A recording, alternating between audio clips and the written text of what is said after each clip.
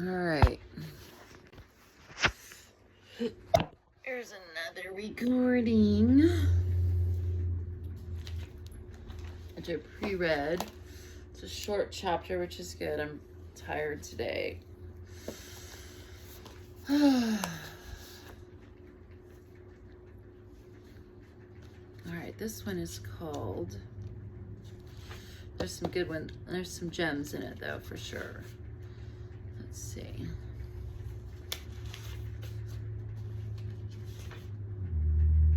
The pattern of psychic growth.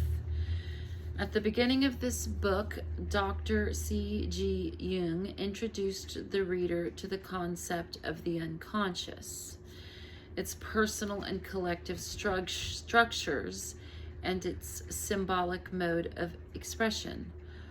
Once one has seen the vital importance, I have to get a little more comfortable. Scoot this coffee table up.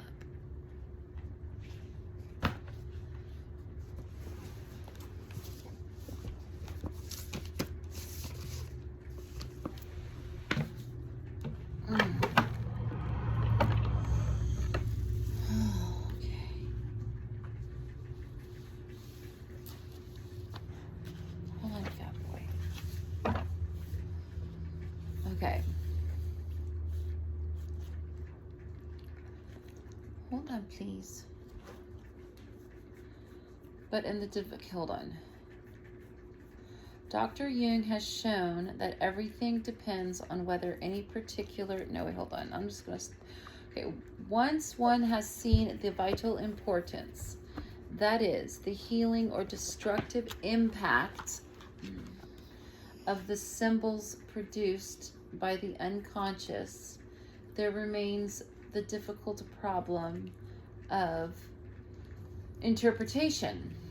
Dr. Jung has shown that everything depends on whether any particular interpretation clicks and is meaningful to the individual concerned.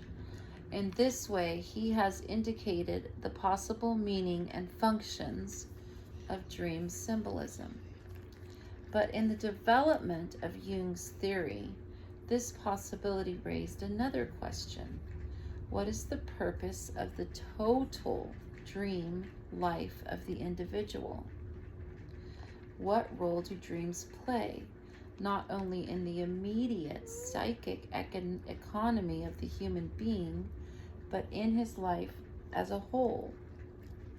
By observing a great many people and studying their dreams, he estimated that he interpreted at least 80,000 dreams. Jung discovered not only that all dreams are relevant in varying degrees to the life of the dreamer, but that they are all parts of one great web of psychological factors. He also found that, on the whole, they seem to follow an arrangement or pattern. This pattern Jung called the process of individuation. Since dreams produce different scenes and images,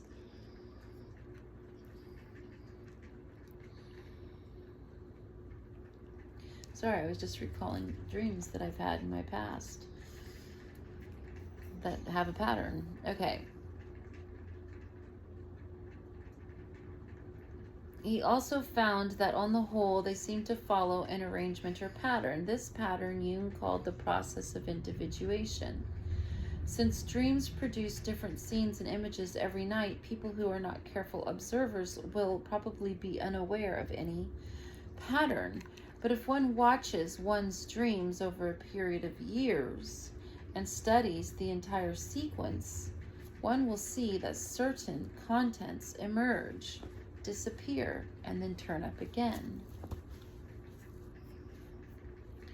Many people even dream repeatedly of the same figures, you're so cute, landscapes or situations. You're such a cute puppy dog.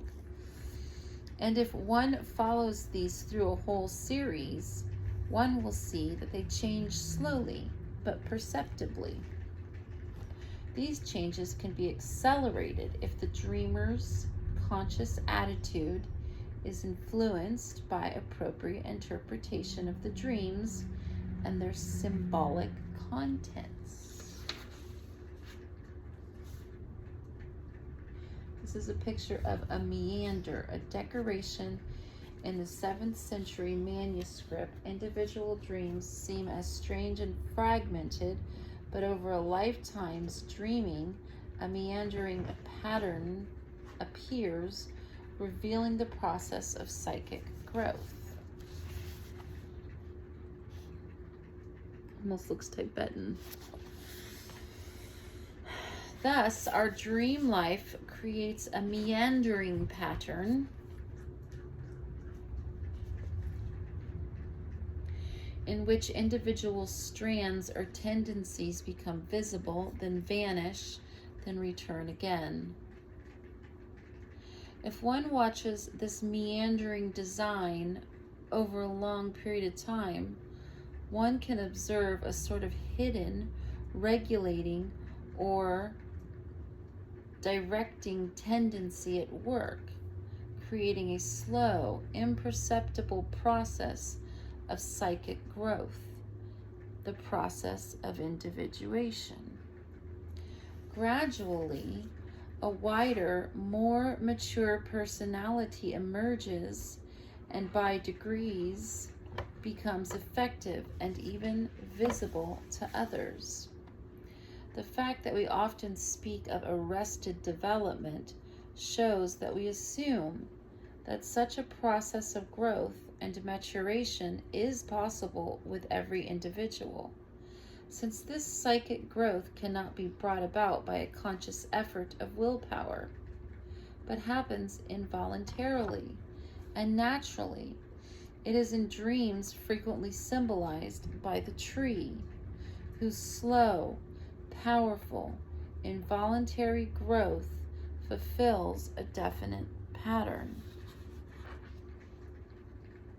The organizing center from which the regulatory effect stems seems to be a sort of nuclear atom in our psychic system. One could also call it the inventor, organizer, and the source of dream images. Jung called this center the self and described it as the totality of the whole psyche, in order to distinguish it from the ego, which constitutes only a small part of the total psyche. Throughout the ages, men have been intuitively aware of the existence of such an inner center. The Greeks called it man's inner daimon. In Egypt, it was expressed by the concept of the Ba soul, which I wrote down. Ba soul. In ancient Egyptian belief, the Ba was a crucial part of the soul, often translated as personality or spirit. It was depicted as a human-headed bird that could travel between the worlds of living and the dead. The Ba was believed to be unique to each individual and could exist in inanimate objects. And then the Romans called it genus. In the Roman religion, the genus is the individual instance of general divine nature that is present in every individual person, place, or thing.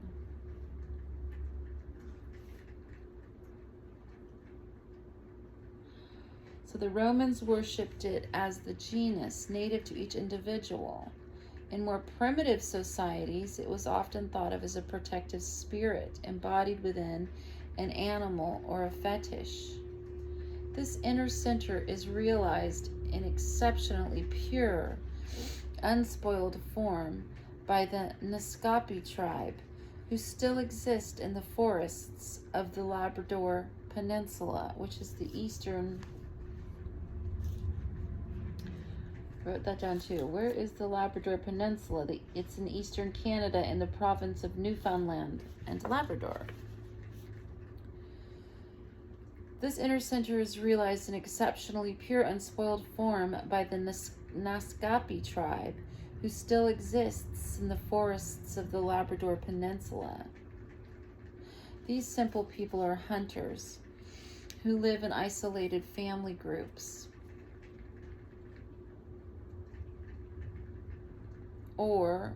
so far from one another that they have not been able to evolve tribal customs or collective religious beliefs and ceremonies.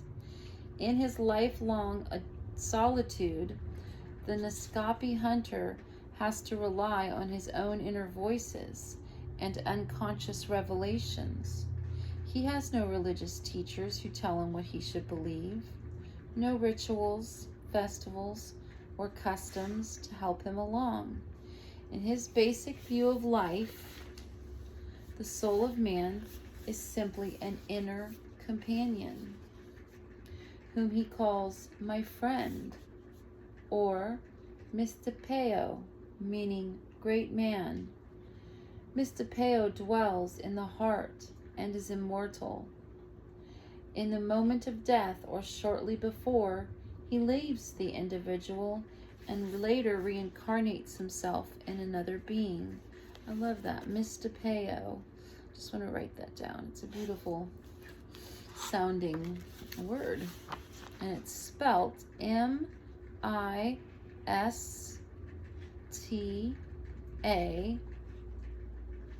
hyphen on the top, P-E-O, Mistapeo.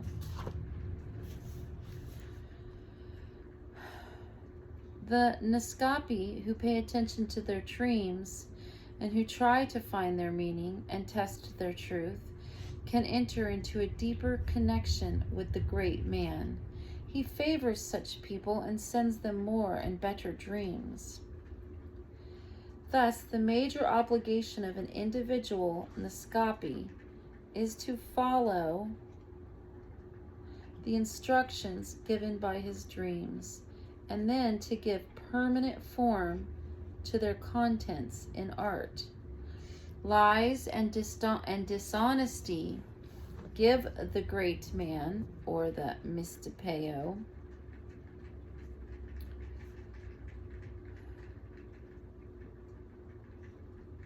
lies and dishonesty drive the great man away from one's inner realm, whereas generosity and love of one's neighbor, of animals, attract him and give him life. Dreams give the Naskapi complete ability to find his way in life, not only in the inner world, but also in the outer world of nature. They help him to foretell the weather and give him invaluable guidance in his hunting, upon which his life depends. I mention these very primitive people because they are uncontaminated by our civilized ideas and still have natural insights into the essence of what Jung calls the self. The self can be defined as an inner guiding factor that is different from the conscious personality and that can be grasped only through investigation of one's own dreams. These show it to be the regulating center that brings about the constant extension and maturing of the personality. But this larger, more nearly total aspect of the psyche appears first as merely an inborn personality. It may emerge very slightly, or it may develop relatively completely during one's lifetime. How far it developed depends on whether or not the ego is willing to listen to the message of the self. Just as the Naskapi have noticed that a person who is receptive to the hints of the great man gets better and more helpful dreams. We could add that the inborn great man becomes more real within the receptive person than in those who neglect him. Such a person also becomes a more complete human being. It even seems as if the ego has not been produced by nature to follow its own arbitrary impulses to an unlimited extent, but to help make real the totality, the whole psyche. It is the ego that serves to light up the entire system, allowing it to become conscious and thus to be realized. If, for example, I have an artistic talent of which my ego is not conscious, nothing will happen to it. The gift may as well be non-existent. Only if my ego notices it can I bring it into reality. The inborn but hidden totality of the psyche is not the same thing as wholeness that is fully realized and lived. One could picture this in the following way. The seed of a mountain pine contains the whole future tree in latent form. But each seed falls at a certain time into a particular place in which there are a number of special factors, such as the quality of the soil and the stones, the slope of the land, and its exposure to sun and wind. The latent totality of the pine in the seed reacts to these circumstances by avoiding the stones and inclining toward the sun, with the result that the tree's growth is shaped. Thus, an individual pine slowly comes into existence, constituting the fulfillment of its totality, its emergence into the realm of reality. Without the living tree, the image of the pine is only a possibility or an abstract idea.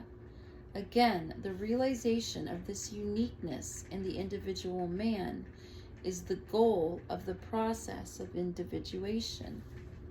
From one point of view, this process takes place in man, as well as in every other living being.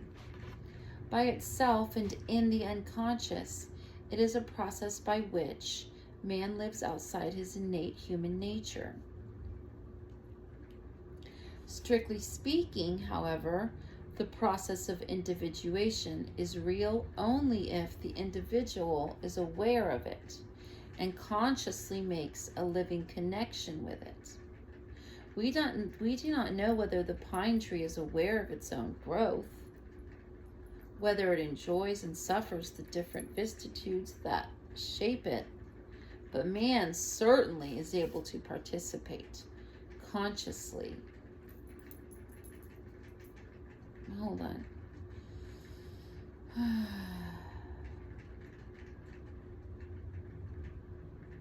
But man certainly is able to participate consciously in his development. He even feels that from time to time by making free decisions. He can cooperate actively with it.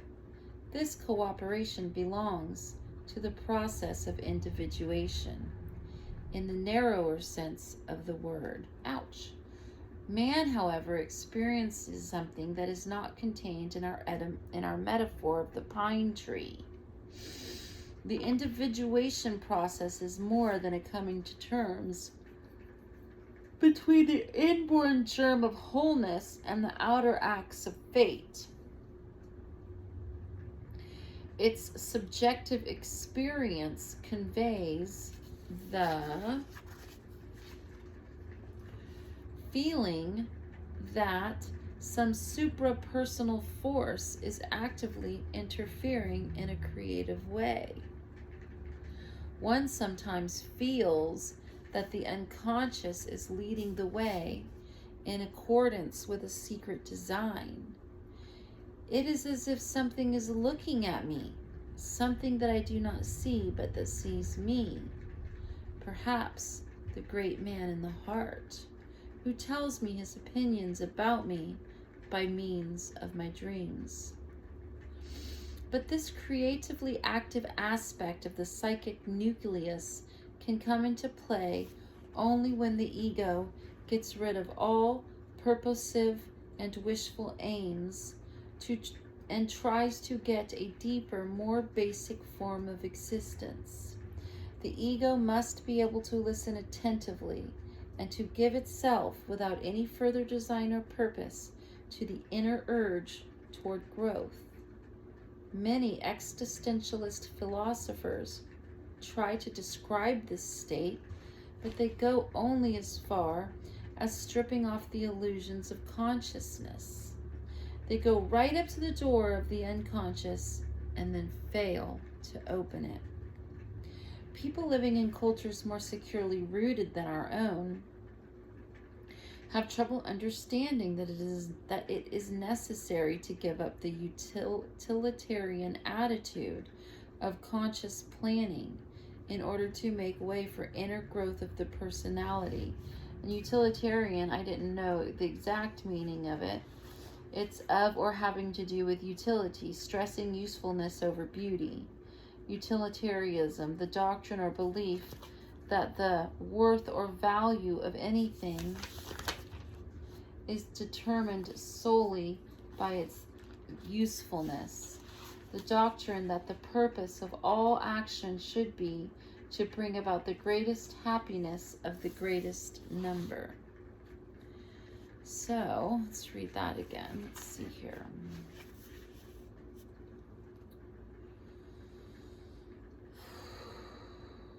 People living in cultures more securely rooted than our own have less trouble in understanding that it is necessary to give up the utilitarian attitude of conscious planning in order to make way for the inner growth of personality. I once met an elderly lady who had not achieved much in her life in terms of outward achievement, but she had in fact made a good marriage with a difficult husband and had somehow developed into a mature personality. And I just can't help but thinking when I read that, like, the fact that I didn't have the most extravagant life, but I raised my child with cerebral palsy and I raised him really good and we triumphed, and it was completely taken from me. My purpose in life was to be the best mother to that child, and it was taken from me. How dare they take that from me and my son, and then take it from my daughter? How dare you do that? You know who I'm talking to when I say this. How dare you?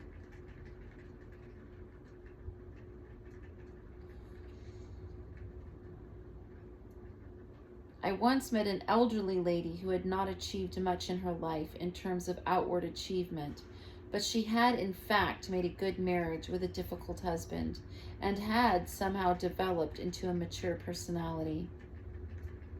When she complained to me that she had not done anything in her life, I told her a story related by a Chinese sage, Jung. She understood immediately and felt great relief. This is the story. A wandering carpenter called Stone saw on his travels a gigantic old oak tree standing in a field near an earth altar. The carpenter said to his apprentice, who was admiring the oak, "This is a useless tree. If you wanted to make a ship, it would soon rot.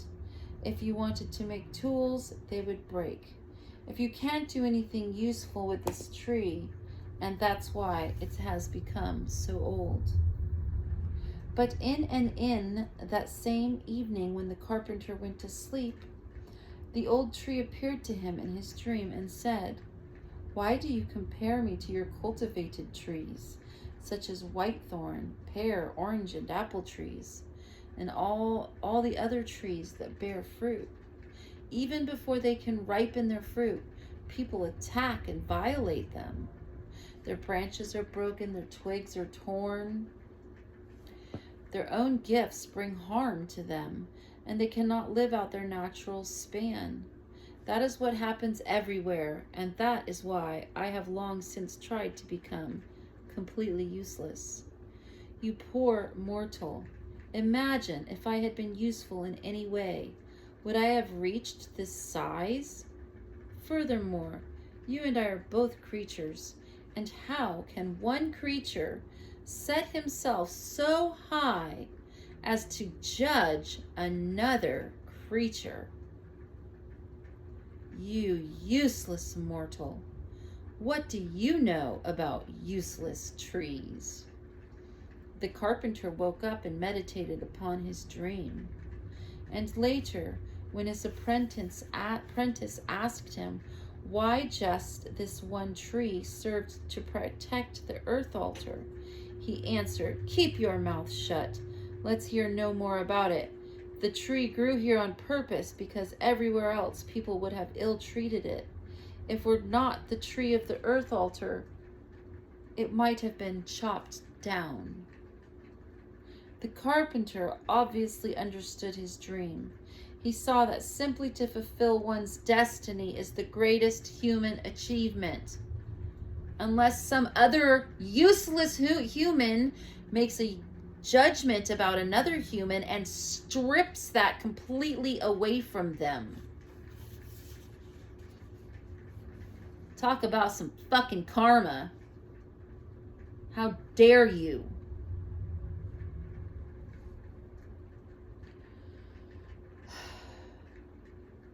The carpenter obviously understood his dream. He saw that simply to fulfill one's destiny is the greatest human achievement, and that our utilitarian notions have to give way in the face of the demands of our unconscious psyche. If we translate this metaphor into psychological language, the tree symbolizes the process of individuation, giving a lesson to our short-sighted ego. Are we learning lessons? I hope. Under the tree that fulfilled its destiny, there was, in Zhangzu's story, an earth altar. This was a crude, unwrought stone upon which people made sacrifices to the local god who owned this piece of land. The symbol of the earth altar points to the fact that in order to bring the individuation process into reality, one must surrender consciously to the power of the unconscious. Instead of thinking in terms of what one should do, or of what is generally thought right, or of what usually happens, one must simply listen in order to learn what the inner totality, the self, wants one to do here and now in a particular situation.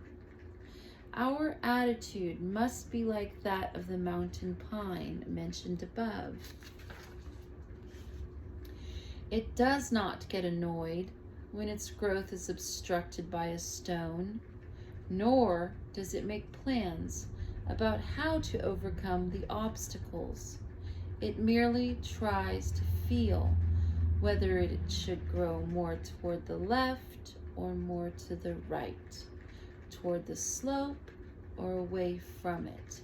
Like the tree, we should give in to this almost imperceptible yet powerfully dominating impulse, an impulse that comes from the urge toward unique, creative self-realization. And this is a process in which one must repeatedly seek out and find something that is not yet known to anyone. The guiding hints or impulses come not from the ego, but from the totality of the psyche, the self. It is, moreover, useless to cast fugitive glances at the way someone else is developing. I'm going to read that again. People just sit up so high on their high horse and think they know better than the other person and make decisions for them and throw them into family court and destroy entire lives because they think they know better. It is moreover useless to cast fugitive glances at the way someone else is developing, because each of us has a unique task of self-realization.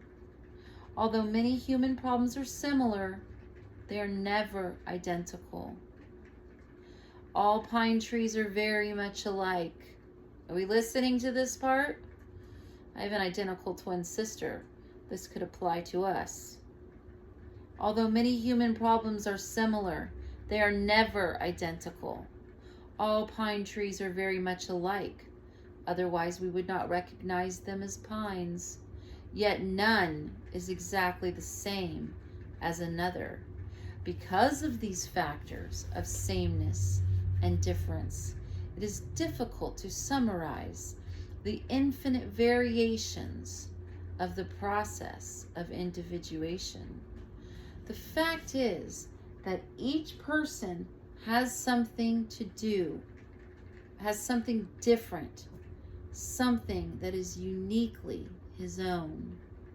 Many people have criticized the Jungian approach for not presenting psychic material systematically. But these critics forget that the material itself is a living experience charged with emotion, by nature irrational and ever-changing, which does not lend itself to systematization, except in the most superficial fashion. Modern depth psychology has here reached the same limits that confront microphysics. That is, when we are dealing with statistical averages, a rational and systematic description of the facts is possible.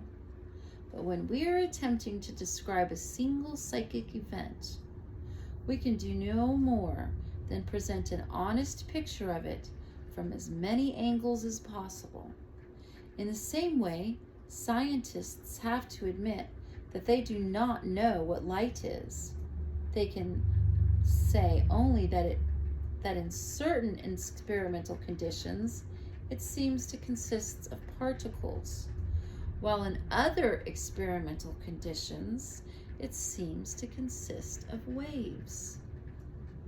But what is it in itself is not known. The psychology of the unconscious and any description of the process of individuation encounter comparable difficulties of definition. But I will try here to give a sketch of some of their most typical features. So the next segment is called the approach of the unconscious. So that was a good one. It was short, but there was some really good stuff in it. I hope the listener enjoyed it. I did.